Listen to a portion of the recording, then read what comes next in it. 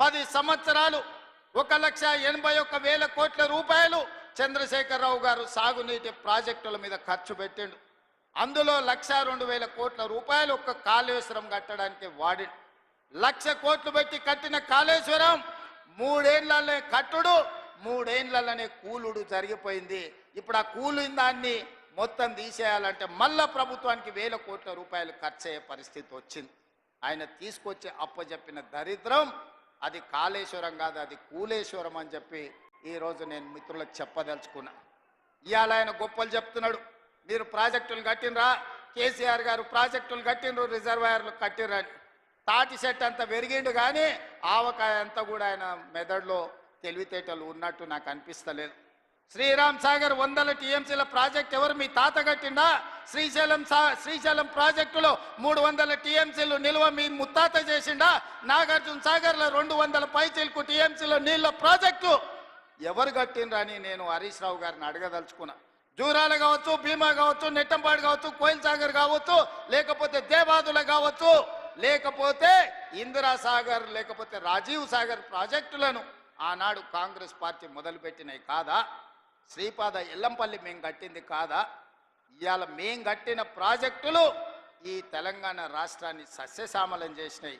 మీరు కట్టిన కాళేశ్వరం కూలినాక తెలంగాణ రాష్ట్రం 1,56,00,000 మెట్రిక్ టన్నుల వడ్లను పండించి ఆ వడ్ల గిట్టుబాటు ధరనే కాదు 500 రూపాయల బోనస్ ఇచ్చి కొనుక్కున్న ప్రభుత్వం కాంగ్రెస్ పార్టీ అని చెప్పి నేను ఈ సందర్భంగా చెప్పదలుచుకున్నా.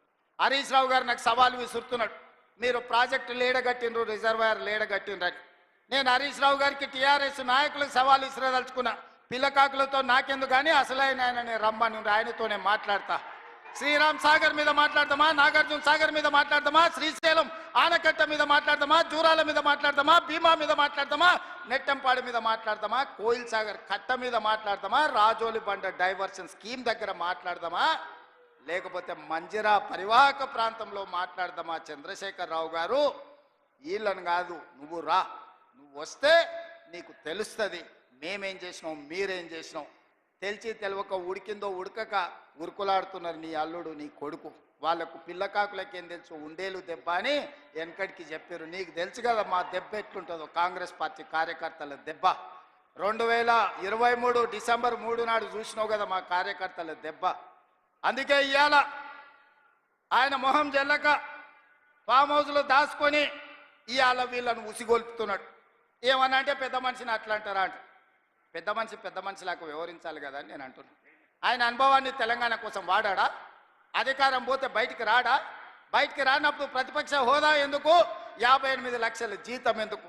15 నెలల చంద్రశేఖరరావు గారికి తెలంగాణ రాష్ట్ర ప్రభుత్వం 58 లక్షల రూపాయల జీత భత్యాలు ఇచ్చి వందలాది మంది పోలీసుల పహారను వారికి కల్పించింది. నేను అడుగుతున్న వారిని, నేను అడుగుతున్న మీడియా మిత్రులని, నేను అడుగుతున్న ఇక్కడికొచ్చిన మా అక్క చెల్లెలని, అక్క మనం ఎక్కడైనా జీతం ఉంటే నెల జీతం ఇచ్చిన యజమాని ఎందుకు వస్తలేవని అడగడా? ఇంట్లో వండుకుంటే అని నేను అడుగుతున్నా. మన దగ్గర ఉన్నోడు ఎవడైనా, మన దగ్గర ఉండే టీచర్ అయినా, ఎస్ఐ అయినా, కానిస్టేబుల్ అయినా, ఏ ప్రభుత్వ ఉద్యోగైనా జీతం తీసుకుంటే జీతానికి రాకపోతే ఉద్యోగానికి రాకుండా జీత భత్యాలు 15 నెలలు తీసుకునేది ఎక్కడైనా ఉన్నదా? ఈ వెసులుబాటు ఎక్కడైనా ఉన్నదా అని నేను అడుగుతున్నా. మీడియా మిత్రులను కూడా అడుగుతున్నా, వారం రోజులు మీరు రిపోర్టు చేయకపోతే మీ యజమానులు ఊరుకుంటారా? ప్రతి నెల క్రమం తప్పకుండా జీత భత్యాలు తీసుకుంటున్న చంద్రశేఖరరావు గారు మీరు ఫామ్ హౌస్లో వండుకొని ఏం సందేశాన్ని ఇవ్వదలుచుకున్నారు? అధికారం ఉంటే ఉంటా, లేకపోతే అలిగి పండుకుంటా అనేదా మీ విధానం అని నేను అడుగుతున్నా. మీకు అనుభవం ఉందంటున్నారు, మీకు అపారమైన జ్ఞానం ఉందంటున్నారు, 80,000 పుస్తకాలు చదివిన విజ్ఞాన గని మీరు అంటున్నారు. మీ అనుభవము, మీ విజ్ఞానము తెలంగాణ ప్రజల కోసం ఉపయోగించరా అని నేను అడుగుతున్నా. మీరైతే 1,00,000 కోట్ల రూపాయలు సంపాదించుకున్నారు, టీవీలు పెట్టుకున్నారు, పేపర్లు పెట్టుకున్నారు, ఫామ్ హౌస్లు కట్టుకున్నారు. నువ్వు గజ్వేల్లో కట్టుకుంటే నీ కొడుకు జన్వాడలో కట్టుకున్నాడు, నీ అల్లుడు మొయినాబాద్లో కట్టుకున్నాడు, నీ బడ్డ శంకర్పల్లి దగ్గర ఫామ్ హౌస్లు 100 ఎకరాలలో కట్టుకున్నారు. మరి తెలంగాణ ప్రజలు ఉన్న భూములు అమ్ముకొని ఆత్మహత్యలు చేసుకుంటుంటే ఈ ట్రిక్ ఏదో మాకు చెప్పరా? తెలంగాణ ప్రజలకు ఆయన ఏదో క్యాప్సికం పండిస్తేనే ₹1 కోటి ఎకరాకు వస్తుంది అన్నాడు.